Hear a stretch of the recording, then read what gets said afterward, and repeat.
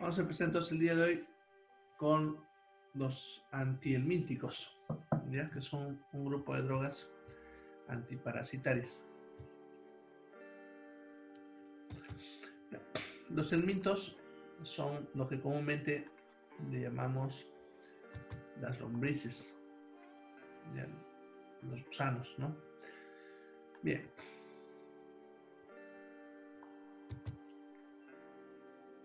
Entonces, los antihelmínticos son los que sirven para tratamiento de este tipo de parasitosis. Los helmintos, como decía, son los gusanos, las lombrices. Ya, hay dos tipos de helmintos. Los nematelmintos, que son los que son como son redondos como una cuerda, ¿ya? Y los platelmintos, que son planos como una cinta, ¿ya? Entonces esos son los dos tipos de lombrices que tenemos, ¿ya? Vamos a ver primero las drogas que sirven para los nematelmintos y luego vamos a ver los que sirven para los platelmintos, ¿ya? Hay una droga que sirve para los dos grupos, así que la vamos a mencionar cuando terminemos de hablar de los dos. Bien, entonces para los platelmintos tendríamos almebendazol,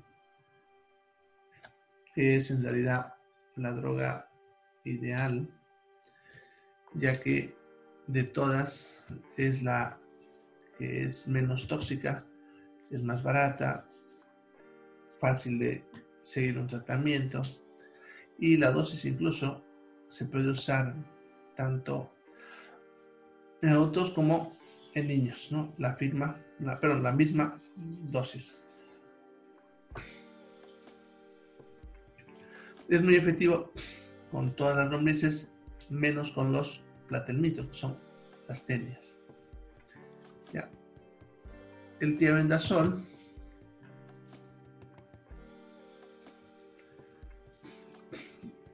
de todos es el que más frecuentemente se ve efectos adversos.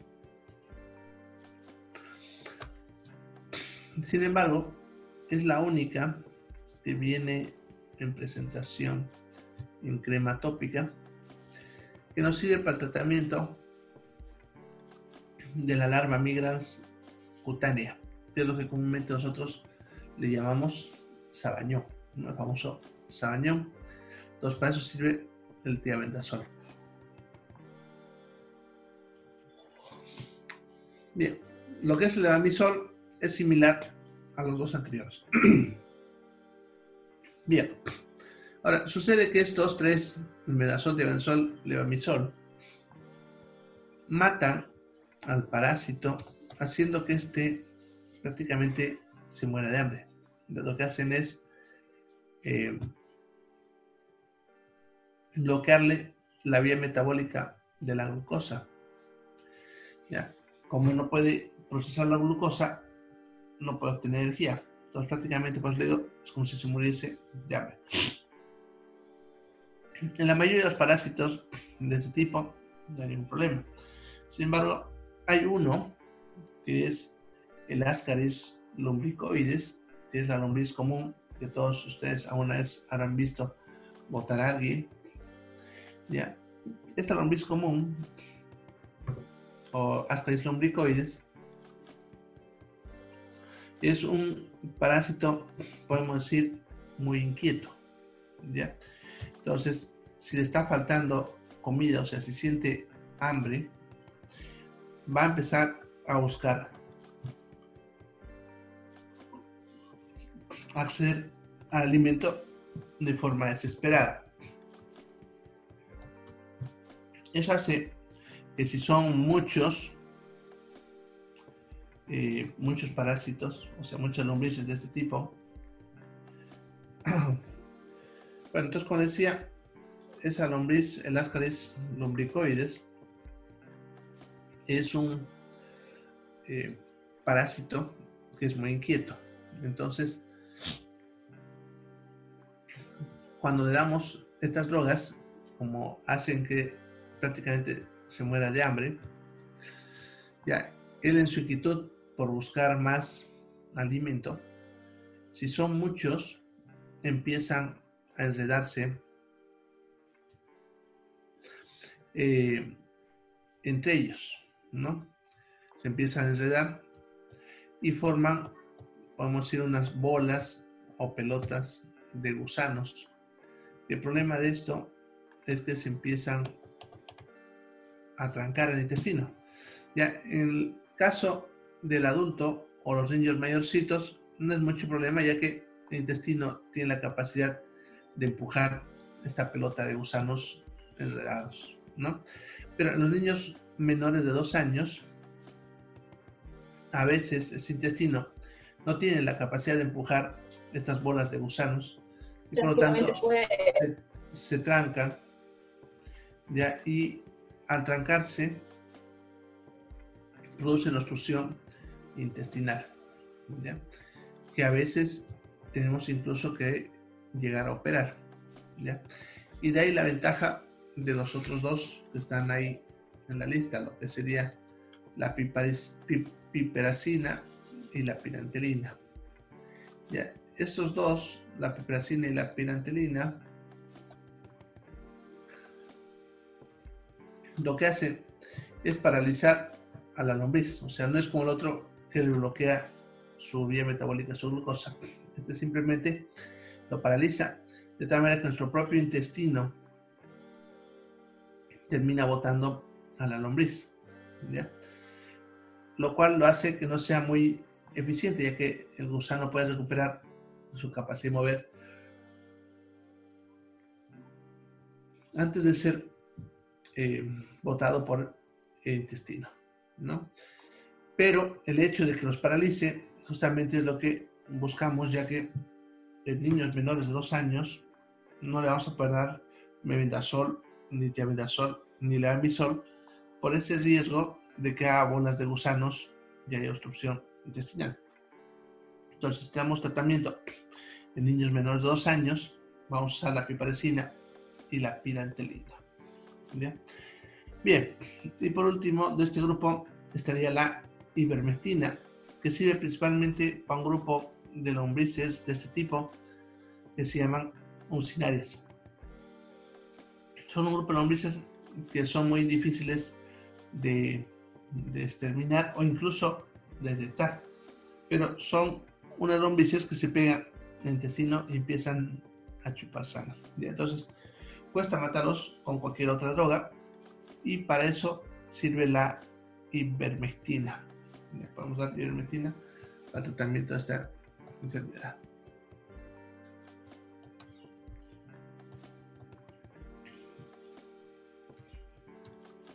Bien, las contraindicaciones entonces. Bien, ninguna de esas drogas que hemos mencionado se pueden dar durante el embarazo y la lactancia, ya que puede hacer daño al niño. En cuanto a los efectos adversos, si bien existen, son raros. Muy rara vez se observa esos, incluso los que les he dicho que son más frecuentes en todo, que son los vómitos, lo abdominal y cefalea. ¿Ya? Luego están viendo, puede haber dolor epigastro, que es la boca del estómago, diarreas, falla hepática, leucopenia, rarísimo, pero pudiese pasar. Entonces siempre hay que tomarlo en cuenta. Bien, entonces, con precaución lo que les mencioné al ratito. El único usado para menores de 2 años será la pirantelina. Bien, eso entonces sería para las lombrices llamadas Ascaris lumbricoides.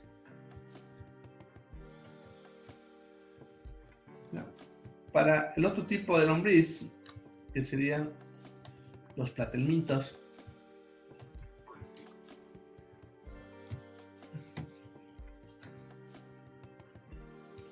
Bien, este grupo entraría las famosas solitarias, ¿no? La tenia solium y la tenia saginata. Solamente son dos drogas con el preclicicoantel y la niclosamida, los cuales el que más se usa es la niclosamida. Solamente sirve para esto, por lo menos hasta ahora. No sabemos para qué más. Sin embargo, sirve para estas situaciones. ¿Ya? El preclicicoantel o la niclosamida.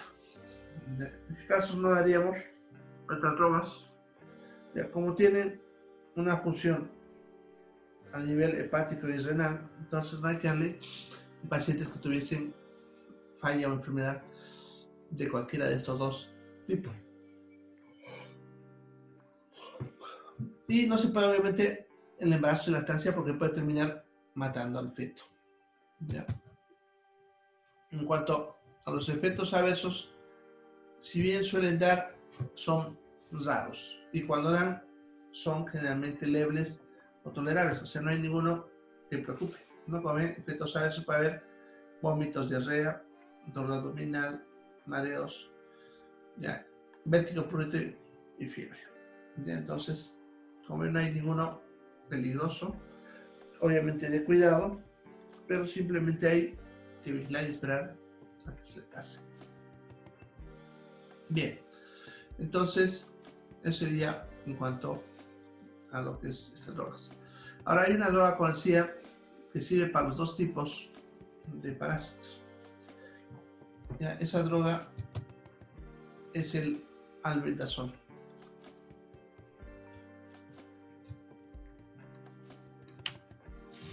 Bien, ahí está, a ver, ya aparece. ¿Cómo se llama? Albendazol. Ahí está la pizarra.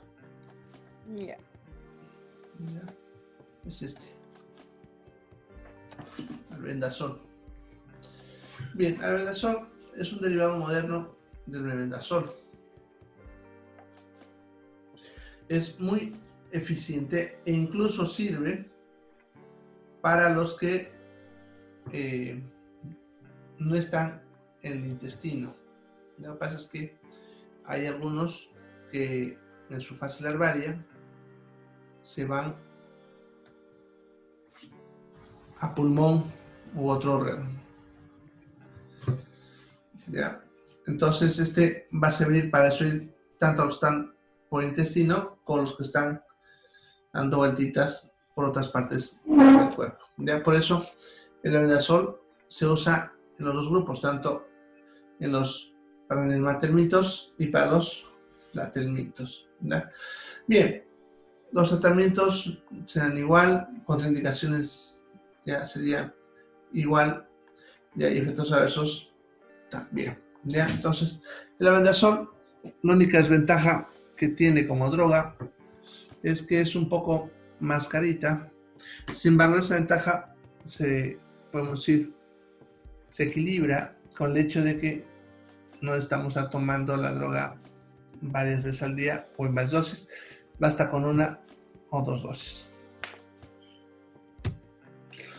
Bien, vamos a responder a la pregunta que hay. Dice, ¿cómo funciona la ivermectina? Bueno, no funciona. Es lo que le he estado repitiendo en varias clases. No funciona la ivermectina. Lo que ha pasado es un fenómeno que pasa en los grupos sociales cuando están desesperados y buscan cómo resolver las cosas, ¿no? Y cualquier cosa que sale lo usan. La ivermectina no funciona en el tratamiento del COVID. Y bueno, con el tiempo que lo han usado, se ha llegado a confirmar justamente eso. Lo que se decía del principio, que no tiene ningún efecto en el virus. Es lo que les decía ayer justamente, que los virus no se pueden destruir. La única forma efectiva para actuar sobre un virus es que el cuerpo fabrique anticuerpos contra él. Y para eso hay dos formas. Uno, enfermo y genero mi propia inmunidad, y la otra es la vacuna, ¿ya? Ambas obviamente tienen problemas, ¿no? El enfermar me pone en riesgo de que yo me complique, y la vacuna, el problema es que no es algo que es fácil de obtener. Ya pudiese conseguir debilitar al virus y con eso fabricar una vacuna, pero se necesitan pruebas para ver si realmente llegue a funcionar, ¿no?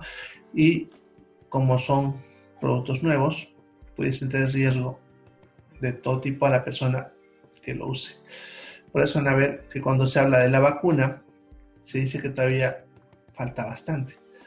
Si bien ya hay algunas, como la de los chinos o la de los rusos, que ya está lista, todavía tiene que entrar en fase de prueba en humanos. Eso significa que no se sabe todavía si va a llegar a funcionar en humanos, o tal vez funcione, o tal vez haya efectos adversos preocupantes, ¿no? Entonces, falta mucho todavía para eso, ¿ya? Cuando apareció el COVID, pasó el mismo fenómeno que ya lo habíamos observado cuando vino el H1N1 o el HIV, ¿no? Cuando aparecieron, generó histeria colectiva, de tal manera que la gente en su desesperación empezó a hacer cosas, probar de todo. E incluso, como yo le digo, hasta los mismos profesionales retrocedieron en su conocimiento. Algunos porque obviamente en su desesperación probaron lo que pudieron, podemos decir. Otros por falta de estudio, y muchos simplemente por charlatanería. Entonces han aparecido varias cosas, ¿no? Eso generó que cuando estuvimos en momentos bastante intensos con esta enfermedad, ya aparecieron montones de supuestas curas, ¿no? Como lo que les mencionaba ayer, la citromicina, que todo el mundo decía que curaba para el COVID, cuando es claro que no lo es. Ya. Luego también apareció lo de la hidroxicloroquina, que es un antipalúdico, que tampoco nada tiene que ver con el virus. Y obviamente la ivermectina. E incluso yo por lo menos creo que hasta jugaron de forma sucia con la ivermectina, porque se aprovecharon de la ingenuidad de la gente y su ignorancia, y los charlatanes se aprovecharon de eso. Al punto, miren, que las autoridades tuvieron que permitir su uso en humanos, ¿ya? Siendo que no habían pruebas reales de su validez. Y bueno, hasta el momento no las hay, ¿no? Y si ustedes analizan el hecho de que la gente misma empezó a usar la ivermectina en estos 2 meses y no ha resultado, ¿no? Porque si no, ya no estaríamos como estamos ahorita, si no ya estaríamos todo el mundo curado, sin problemas, pero seguimos igual. Y los datos estadísticos nos dicen que no hay un número alentador comparado con otros países que no han usado ivermectina. En otras palabras, no ha hecho nada, ¿ya? Sin embargo, no vamos a pelear con la gente, porque a veces hay situaciones en las que los que sabemos quedamos mal simplemente por discutir con la gente que no entiende, que no sirve, ¿ya? Bien, entonces la ivermectina es un antiparasitario y no sirve contra los virus. Así de radical es la respuesta. Así que, más bien, miren, yo he tenido 4 casos de pacientes que se han complicado por usar ivermectina, ¿ya? Uno incluso ha fallecido por una complicación hepática con la ivermectina, ¿ya? Porque se colocó una sobredosis del Ibumec, que es un producto veterinario, ni siquiera es humano.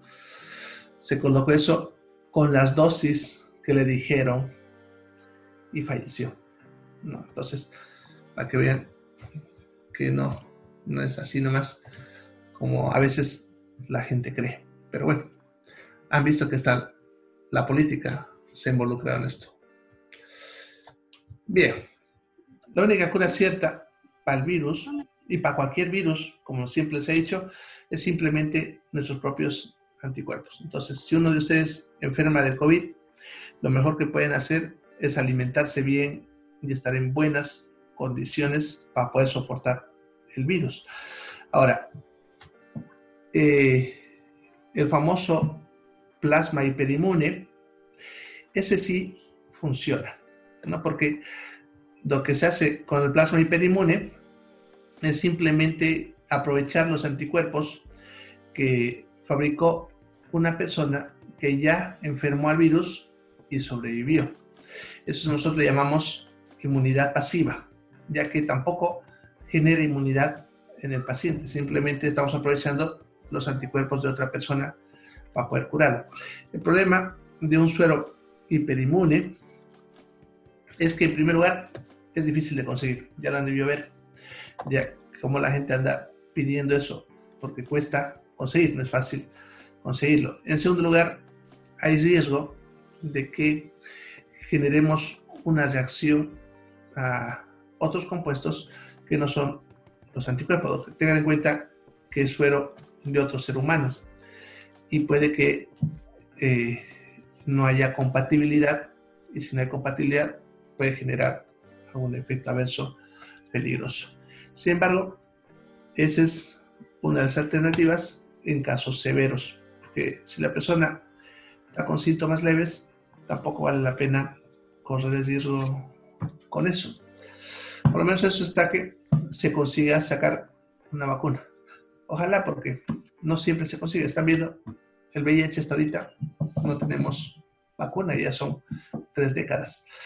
La H1N1, los que pasaron por esa temporada, tardaron 6 meses y se consiguió la vacuna, ¿no? Entonces, de repente, para a ver, veremos. De repente, la vacuna ya está disponible para octubre. ¿Ya? Bien. ¿Alguna otra pregunta? Bueno, vamos a ver ahora los antialérgicos. Ya, acuérdense que les había mencionado anteriormente que se usa a veces el término de antihistamínicos a un grupo de drogas de las cuales no todos son antialérgicos. ¿Se acuerdan? Hemos visto a la ranitidina de los antisecretores, ya, o el dimenindrinato de los antieméticos, ¿no? Son antihistamínicos, pero no son antialérgicos, ¿ya? Entonces, aquí vamos a ver los antialérgicos verdaderos que estarían dentro también del grupo de los antihistamínicos, ¿ya? Bien.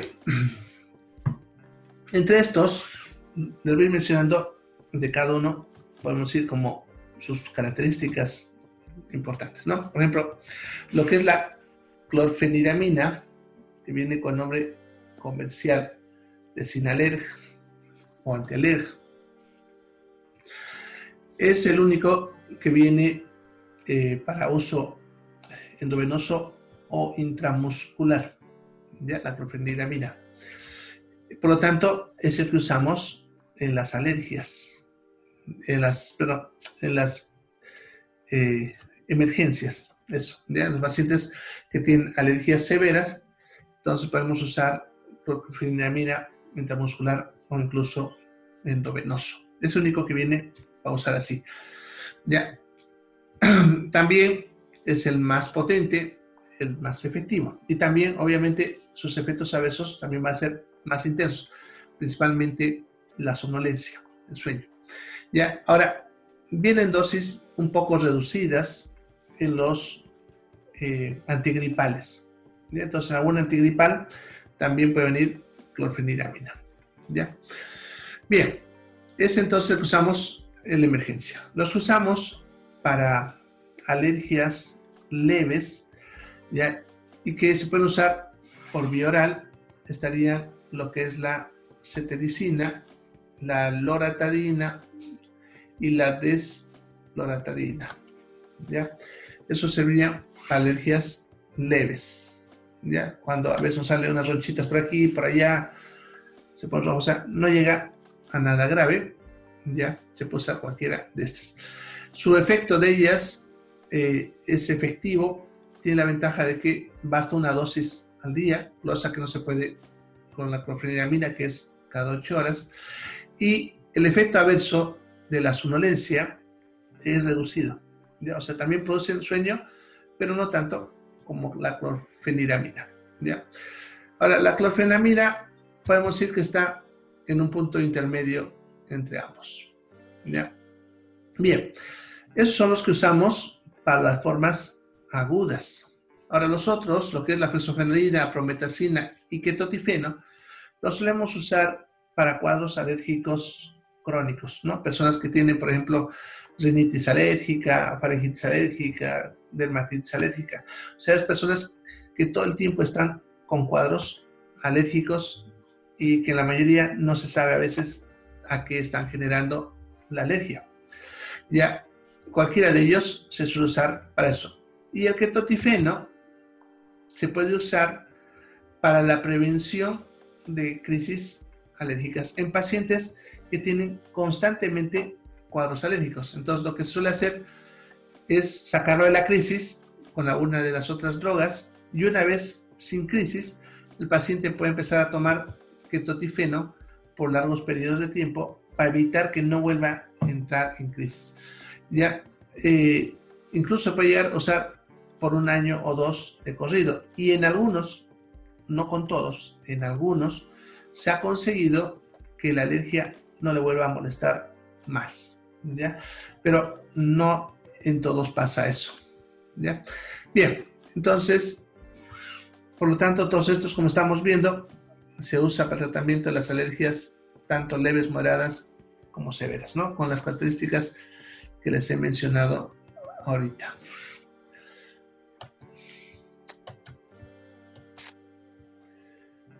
Bien, contraindicaciones. Bueno, entonces, como decía, estas drogas son depresoras del sistema nervioso, ¿no? Por lo tanto, no se pueden usar con drogas antidepresivas, ¿ya? Bien, tampoco podemos usarlo en glaucoma. Si se acuerdan, cuando hablamos del glaucoma, les dije que era una enfermedad en el ojo. Ya, estas drogas también tienen un pequeño efecto relajante en el músculo liso y por eso no se pueden usar en la obstrucción intestinal, porque en esa situación, más bien lo que queremos es que el intestino se mueva para estancar lo que está obstruido. Si nosotros le damos esto, empeoraríamos esa obstrucción intestinal. Ya, en cuanto a la enfermedad de la próstata,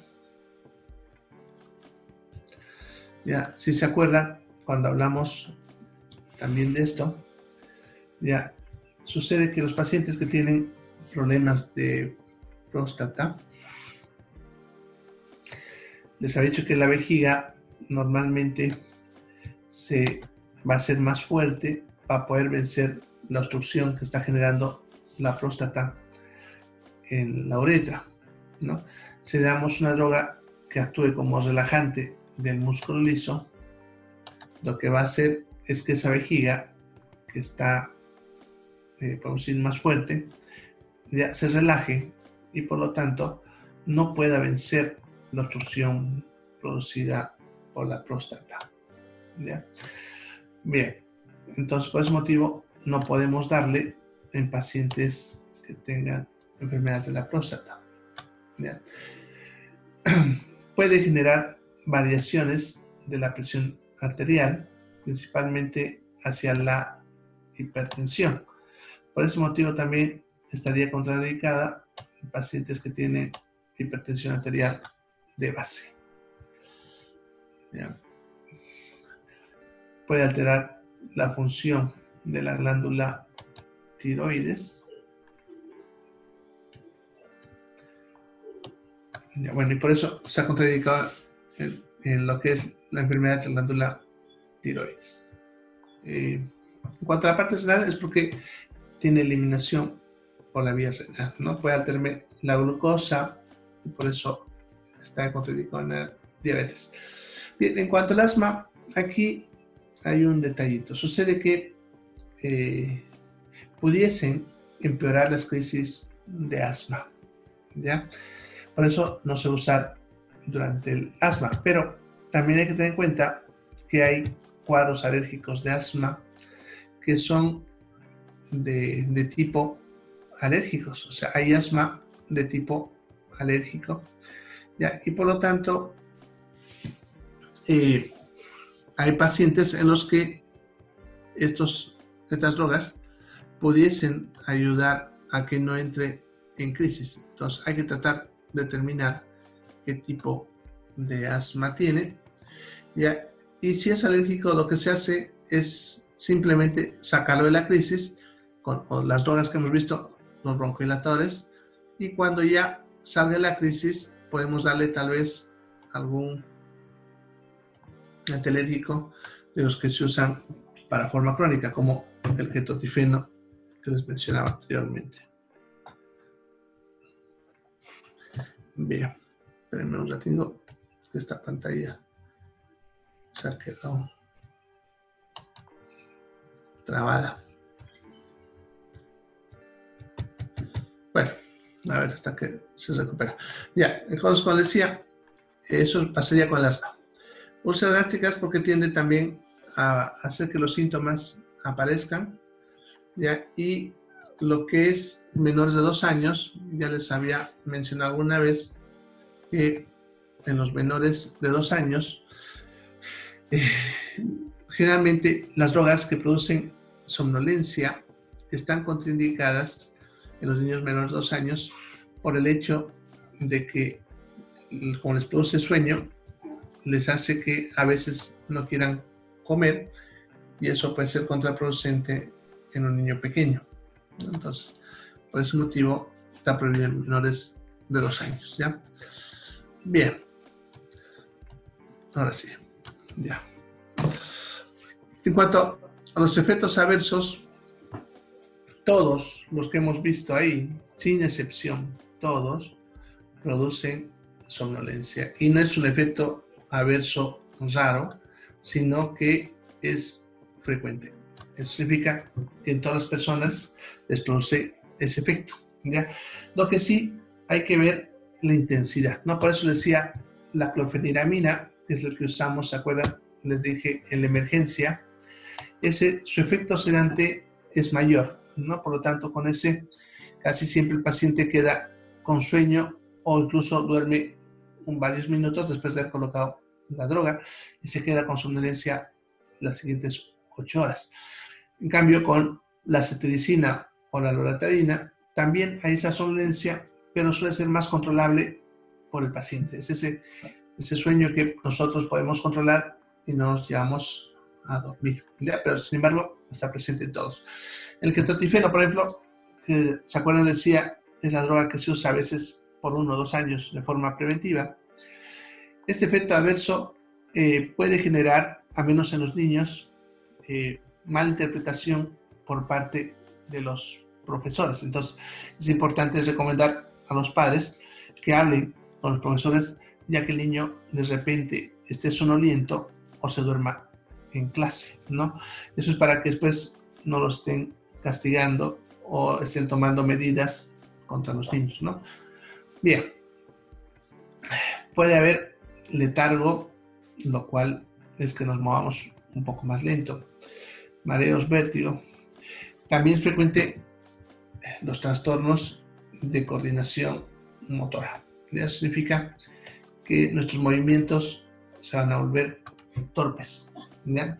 Haciendo que podamos tumbar cosas o accidentarnos si estamos en situaciones peligrosas. Por eso la precaución está ahí abajo, como ven. ¿Ya? Excitabilidad principalmente en niños, ¿no? Eso significa, en algunos niños, hace que estén totalmente inquietos, ¿ya? Puede haber sudoración excesiva, escalofríos. Podemos decir que más o menos frecuente. No tanto, pero sí se ve.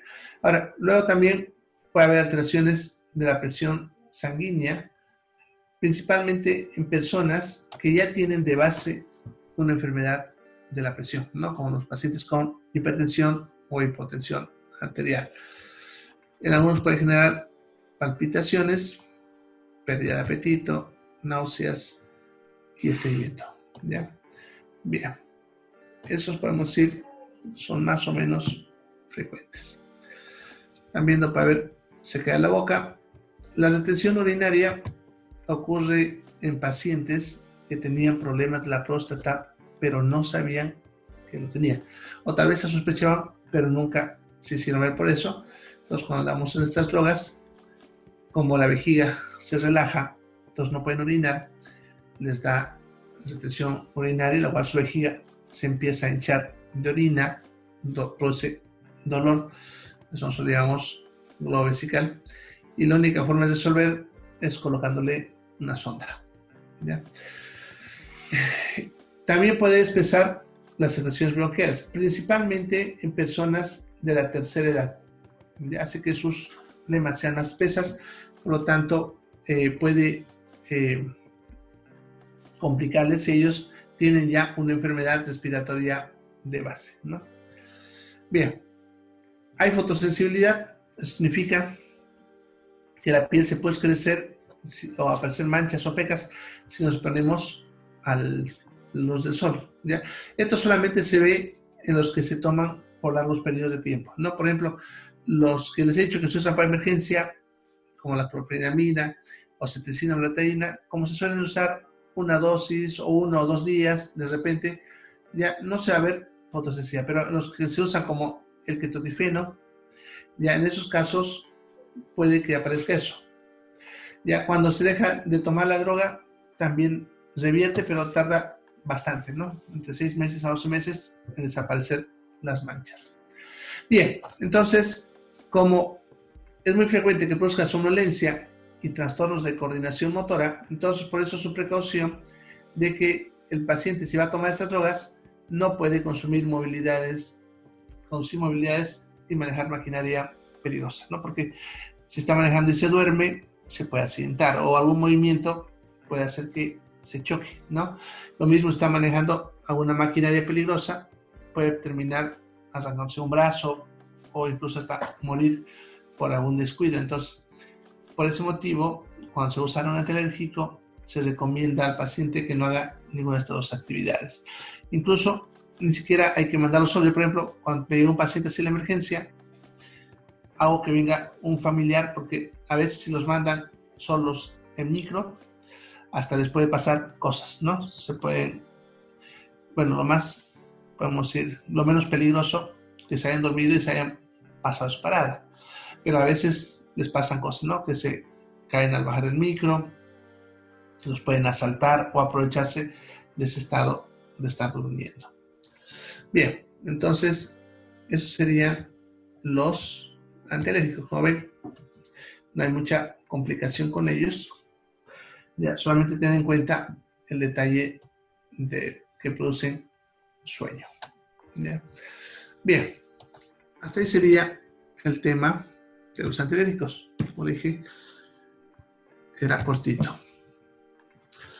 Bien, vamos a ver otro tema, que serían los corticoides. Entonces,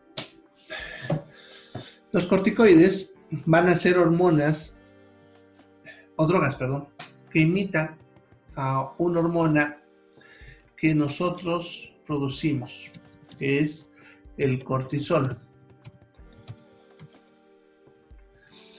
Ya. Bien, sucede que la glándula suprarrenal fabrica una hormona llamada cortisol, ¿ya? La cual es una de las hormonas del estrés, ¿ya? Bien, para entender cómo es su efecto de estas drogas y por qué nuestro cuerpo produce esto, es importante saber qué es el estrés, ¿ya? El estrés en primer lugar, no es una enfermedad. El estrés es un mecanismo de respuesta de defensa del organismo ante una probable situación de peligro. Ya cuando nuestra mente interpreta que estamos en peligro, porque su mente tiene que interpretar esta situación. Ay. Ay. Ay, perdón, ya me empezó mi alergia. Bien, entonces, cuando su mente interpreta que estamos en una situación de peligro, va a liberar dos hormonas, ya rápidamente. La primera, la adrenalina, y después el cortisol. Ya, la adrenalina prepara al cuerpo para la situación de peligro inmediato, ya. Que ten en cuenta que el cuerpo ha evolucionado en un ambiente salvaje, ¿no? Lo que el ser humano moderno, como lo conoce, no debe tener más de 2 siglos. Ya, antes de eso necesitamos sobrevivir en ambientes salvajes. Ahora, sucede que nuestro cuerpo, cuando está en peligro, tiene que prepararse para una de dos cosas: o para pelear o para escapar, ¿no? Entonces, si un tigre les va a saltar, o tienen que pelear con él o escapan, ¿no? Entonces, la adrenalina prepara el cuerpo para poder responder de esta manera, o sea, para poder o pelear o escapar. Y para eso hace ciertas cosas, ya como por ejemplo, hace que el corazón lata más rápido para que haya más sangre disponible en los músculos. Los vasos sanguíneos de los músculos se abren para que le llegue más sangre. Los vasos sanguíneos de la piel se cierran para que, si es que nos cortemos, no sangremos mucho. Se nos bloquea la sensación del dolor, y por eso cuando estamos en peligro no sentimos dolor. No sé si alguna vez ustedes se han hecho algo y no sintieron, o sea, perdieron el dolor hasta que se dieron cuenta que se habían lastimado. Ya hace que respiremos más rápido, que el hígado bote más glucosa, etcétera. O sea, prepara el cuerpo para poder responder rápidamente ante el peligro. Incluso puede bloquear los centros de razonamiento mental. Por eso han escuchado de algunas personas que a una circunstancia a veces hasta terminan matando a alguien y no se dieron cuenta que lo hicieron. Eso es cuando la adrenalina nos está gobernando, ¿ya? Cuando ya pasa el efecto de la adrenalina y la mente determina que el peligro ha pasado, entonces la glándula suprarrenal bota esta hormona que estamos hablando ahora, que es el cortisol. ¿Ya? El cortisol en sí, su función es preparar al cuerpo para repararse después del daño que pudo haber sufrido en esa situación de peligro, ¿ya? Sucede que si hemos sufrido mucho daño y pongámosle, les atacó un tigre y pongámosle que pelearon con el tigre y lograron escapar o matar al tigre, no sé, pero quedaron muy lastimados. Ya, el problema es que si nosotros quedamos muy lastimados por cualquier motivo, ya es que como defensa vamos a empezar a producir inflamación en los tejidos lastimados. La inflamación nos va a defender contra los agentes infecciosos que nos van a atacar, ya, pero también la inflamación empieza la cicatrización. Entonces es necesario que haya inflamación en las heridas que yo tengo. Pero el problema es que cuando es masivo, o sea, cuando tengo muchas lesiones, esas mismas sustancias inflamatorias pueden generar que el cuerpo empiece a entrar en un estado de shock y puede que moramos no debido a las lesiones, sino a nuestra propia defensa, a nuestra propia inflamación. Entonces, unas funciones de ese cortisol de esta hormona es bloquear a la inflamación, para que así ya no nos termine matando. ¿Ya? Y aquí vienen una de las primeras funciones de estas drogas que estamos hablando, ya que estas drogas van a actuar como antiinflamatorios principalmente, porque nuestro cuerpo, el cortisol, justamente lo que hace es eso, ¿ya? Va a bloquear a la inflamación para que no nos termine matando, ¿ya? Pero también para poder hacer este bloqueo, también bloquea a nuestro sistema inmune, bloquea nuestras células de defensa.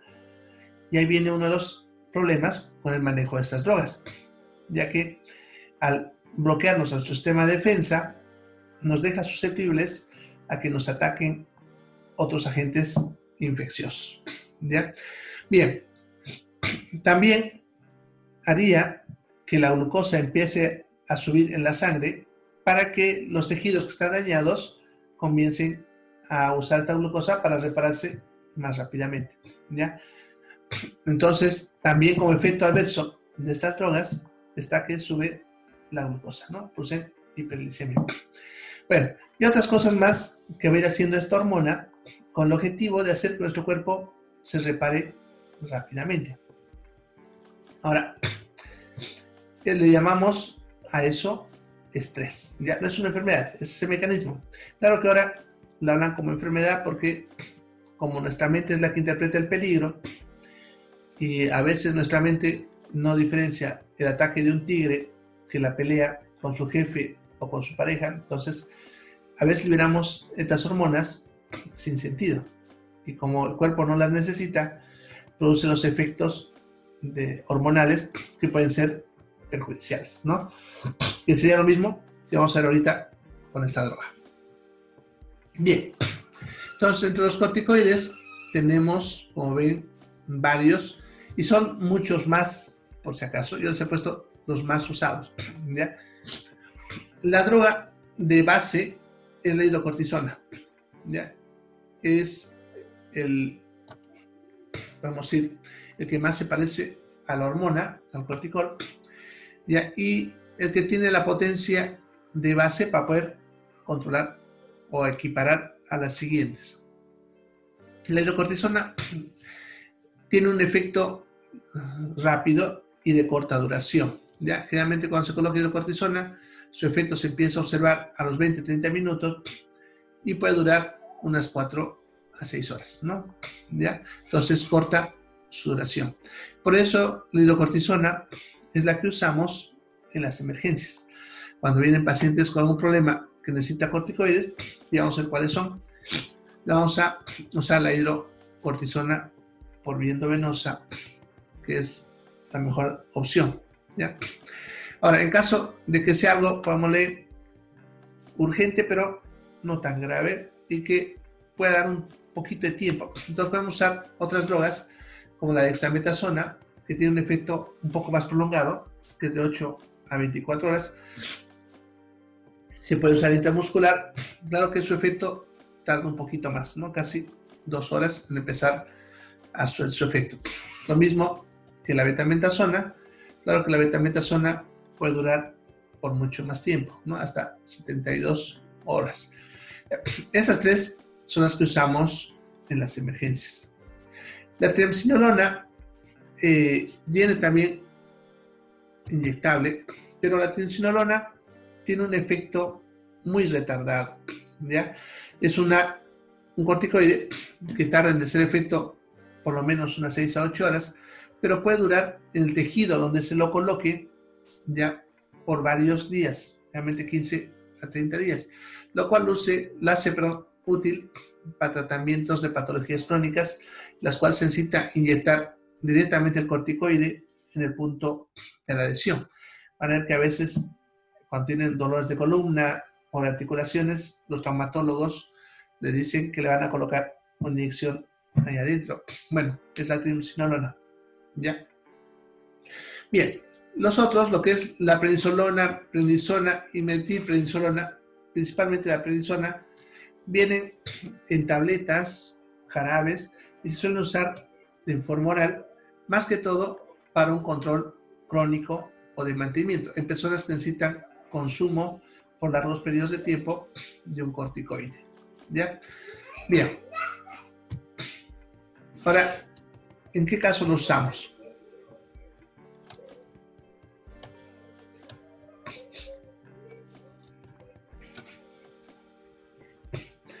Bueno, lo vamos a usar en primer lugar en la insuficiencia suprarrenal.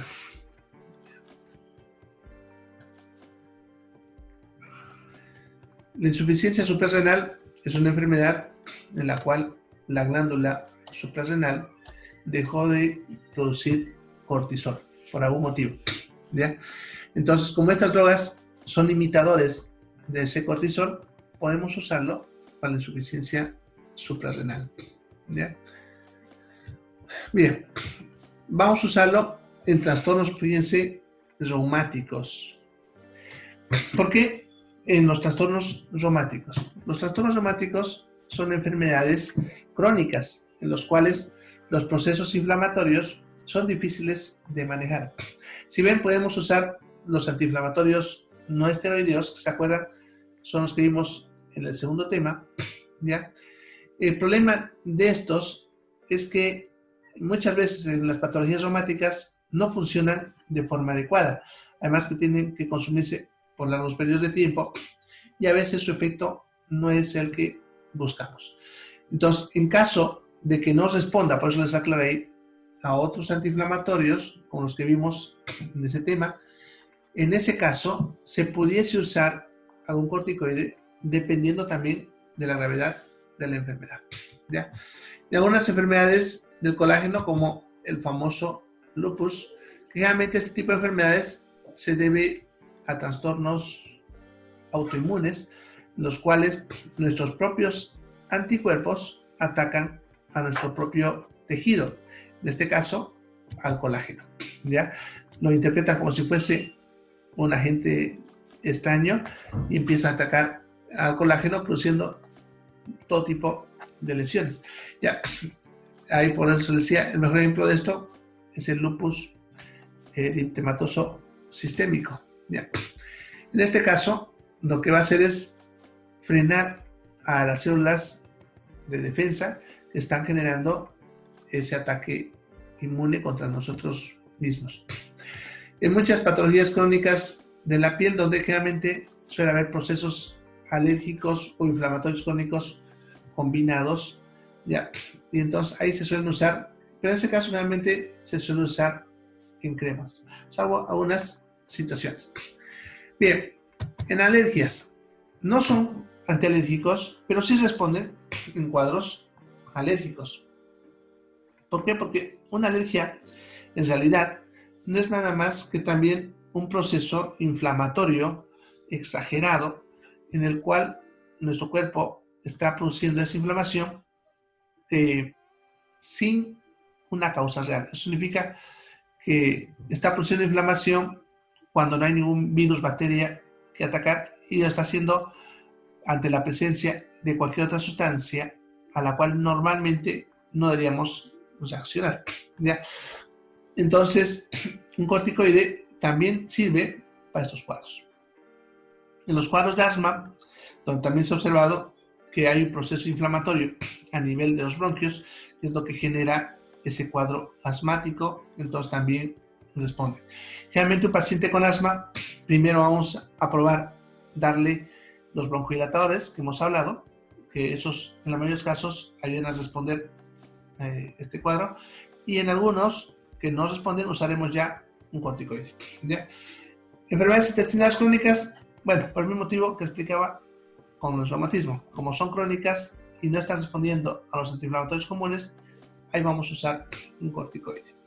Y cuando dice inmunosupresión, se refiere a pacientes que han sido trasplantados con algún órgano y se necesita que su sistema inmune esté bloqueado para que no ataquen a ese órgano que se le ha trasplantado. ¿Ya? Entonces, para eso se hace inmunosupresión. Para eso vamos a dar corticoides que bloquearían a nuestro sistema de defensa para que no ataquen al órgano que se le ha colocado y no genere rechazo, ¿ya? Entonces, los corticoides los vamos a usar en todo este tipo de patologías, ¿ya? Bien, entonces, esa es su indicación. Vamos a ver las contraindicaciones.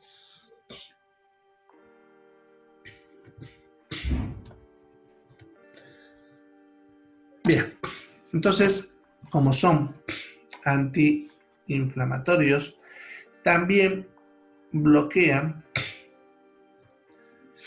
el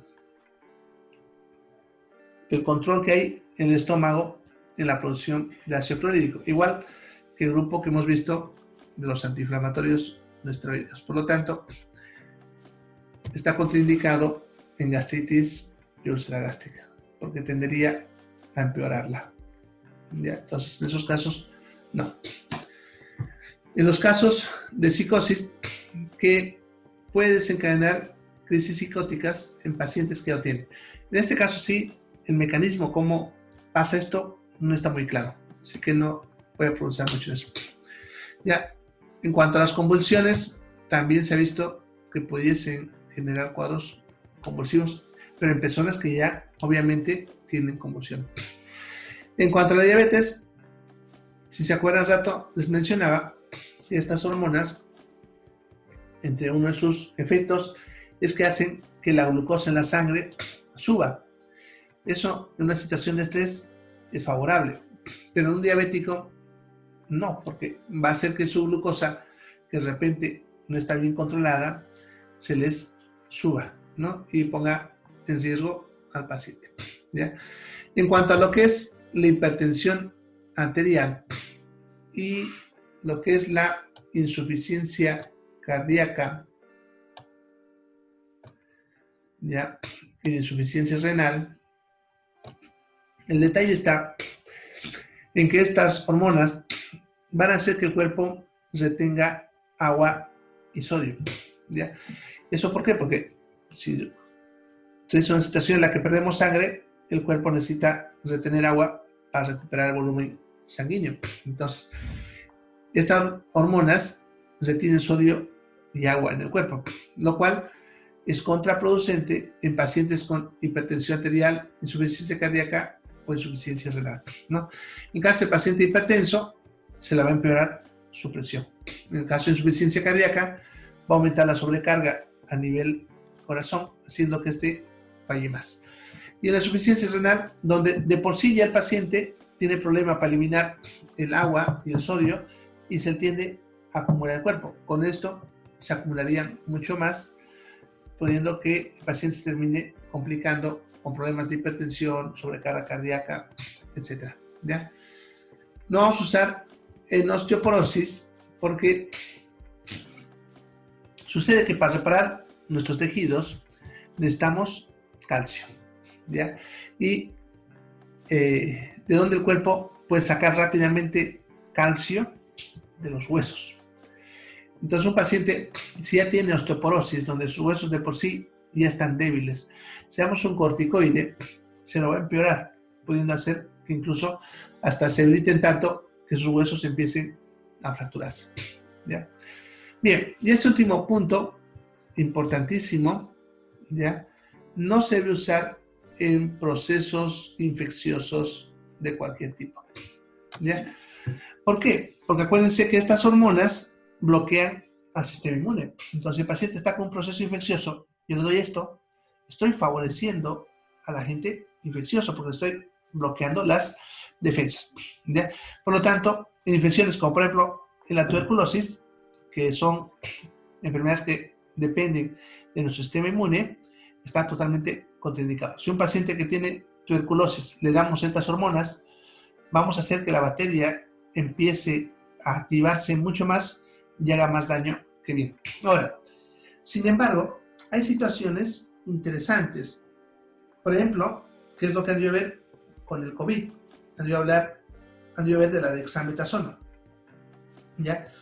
Y aquí hay algo interesante. Bueno, estoy con poco tiempo, así que si me corta, mañana les termino el contacto, ¿ya? Sucede que Si a un paciente que está empezando con COVID le damos dexametasona, lo que estamos haciendo es empeorarlo, ya que le estoy bloqueando el sistema inmune. Acuérdense que le he dicho que las enfermedades como el COVID dependen de nuestro sistema inmune. Entonces, lo empeoramos. Además, favorecemos que agentes infecciosos que se aprovechan de que el paciente esté enfermo con COVID, como el estreptococo, también se favorezcan atacando al paciente, produciendo sus infecciones y lo terminamos complicando. Ahora, sin embargo, cuando un paciente con COVID se complica, acuérdense que hemos dicho que unas complicaciones es lo que le llamamos a nosotros la tormenta de citoquinas, que en realidad eso es un proceso inflamatorio intenso en todo el cuerpo que puede producir la muerte con el paciente con COVID. Ya, en ese caso, por ejemplo, es favorable el uso de esta droga, porque vamos a bloquear a ese sistema inmune que está actuando exageradamente en nuestro cuerpo y que puede hacer que el paciente muera. ¿Ya? Entonces, la dexametasona que se ha probado, se la ha usado en el COVID, pero solamente en pacientes que ya han llegado al punto de ingresar a ese proceso inflamatorio severo. Antes de eso, es contraproducente. Y entonces, hay que saber en qué momento es útil la dexametasona, teniendo en cuenta que el paciente se lo debe de internar porque al darle dexa vamos a quitar defensas que pues se aprovechan por otro, entonces vamos a necesitar darle antibióticos y otras cosas también a defenderlo de lo que le pueda pasar por el uso del corticoide, ¿ya? Pero es lo que se ha visto que usado en el momento adecuado ha salvado vidas, ¿no? ¿Ya? Entonces, eso porque también cuando salió lo de la dexametasona, también todo el mundo mete a meterse dexametasona cuando ni tenía la enfermedad, ¿ya? Bien, eso en cuanto a las contraindicaciones, ¿ya? En cuanto a los efectos adversos, lo vemos mañana porque ya no tenemos tiempo. Bien, nos vemos. Chao, chicos.